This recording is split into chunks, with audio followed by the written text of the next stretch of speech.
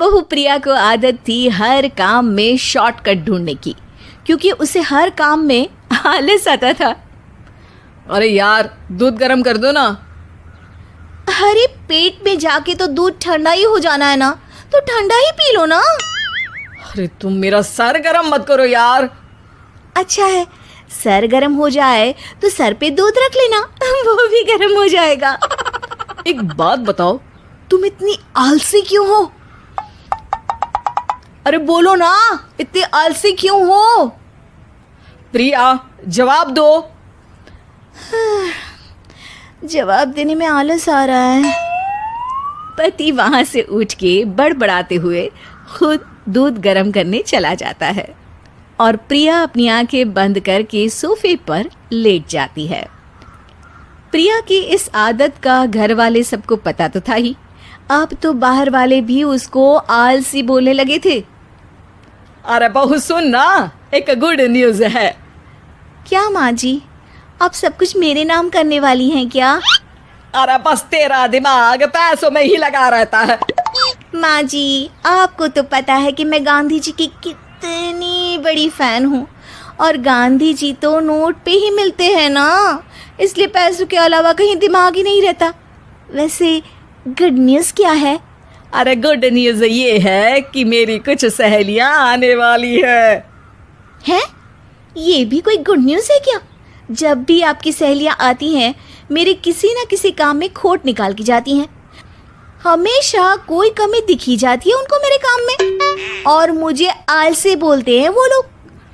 अरे तो ऐसा समझ कि आज तेरे पास मौका है उनकी नजरों में अच्छा इम्प्रेशन जमाने का। कैसे कैसे? उनके लिए खाने की इतनी स्वादिष्ट चीजें बना कि वे उंगलियां चाटती रह जाए। माँ जी, ये तो आप मुझे नया काम पकड़ा रही हो। अरे मेरी सहेलियों से तारीफ पानी है कि नहीं? हाँ, पानी तो है। तो बस जाओ, बन जाओ बावर्ची, लगाओ तड़का, कल शाम को आएंगी वो।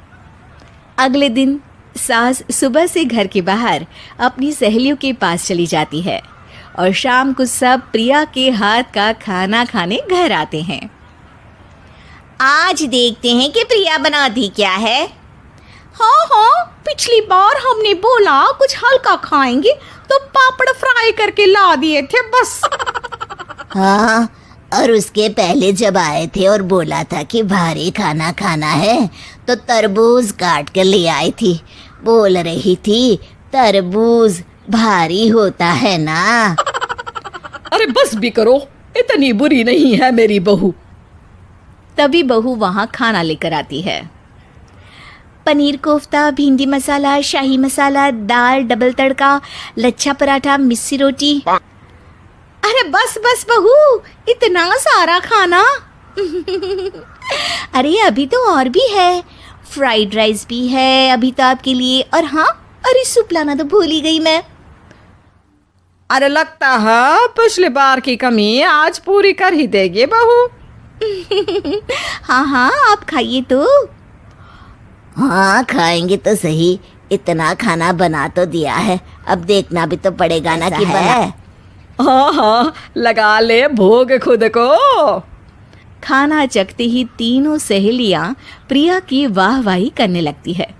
अरे शानदार, जबरदस्त, जिंदाबाद, मजे आ गए प्रिया।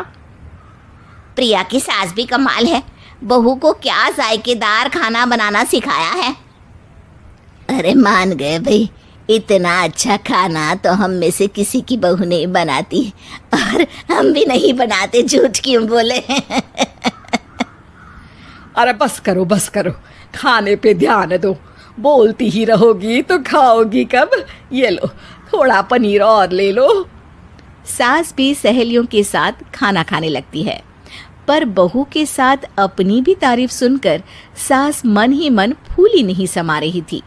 प्रिया ने बड़ी खुशी से सबको खाना परोसा और सब ने झट से खाना खत्म भी कर दिया। राधे राधे, मजा आ गया। और थक गई खाना खाते खाते, अब बस बिस्तर लग जाए मेरा। अब तो जब भी मेरे घर मेहमान आएंगे प्रिया को ले जाया करूंगी खाना बनाने के लिए, मेहमान भी खुश हो जाएंगे। सास खुश है कि प्रिया की इमेज अपनी सहेलियों के सामने काफी सुधर गई है। प्रिया खाने के बर्तन समेटती है। इतने में तीनों सहेलियां हाथ धोने किचन में चली जाती है। तभी एक सहेली देखती है कि किचन स्टैंड पर कागज पड़ा हुआ है। वो सोचती है कि कागज को डस्टबिन में डाल दे। जैसे ही वो उसे उठाती है तो देखती ही रह जाती है। दरअसल वो एक बिल है जिसमें वो सारी चीजें लिखी है जो उन्होंने अभी अभी खाई है। वो चुपचाप बिल उठाकर बाहर आ जाती है और उसके पीछे बाकी दो सहेलियां भी आती हैं। प्रिया, खाना अच्छा बनाया था, सच कहूँ तो बहुत अच्छा बनाया था। थैंक यू, बहुत अच्छा लगा सुन के। हाँ, पर जिसने बनाया वो इतनी तारीफ सुनता तो उसे और भी अच्छा लगता। क्या मतलब? ये बिल देखो, तुम्हारी बहू ने ऑनलाइन ऑर्डर किया था खाना। अरे तारीख तो आज की ही है ना? हाँ, आज की ही है। प्रिया, ये सब सही है क्या? प्रिया अपना सर झुका लेती है। सास सब समझ जाती है कि बहू की चोरी पकड़ी गई है। इतना भी आलस अच्छा नहीं प्रिया। अरे बता ही देती कि बाहर का खाना है, मैं बाहर का खाना खाती नहीं हूँ। तीनों सहेलियां वहां से जा रही होती है कि तभी उनमें से एक मुड़कर कहती है, अब ये तो बताओ कि खाने की रेटिंग बहू को दे या डिलीवर करने वाले को। प्रिया समझ जाती है कि शॉर्टकट लेने की वजह से उसके साथ सास को भी ये बेइज्जती झेलनी पड़ी और वो कसम खाती है कि अब से शॉर्टकट से नहीं, मेहनत से काम करेगी।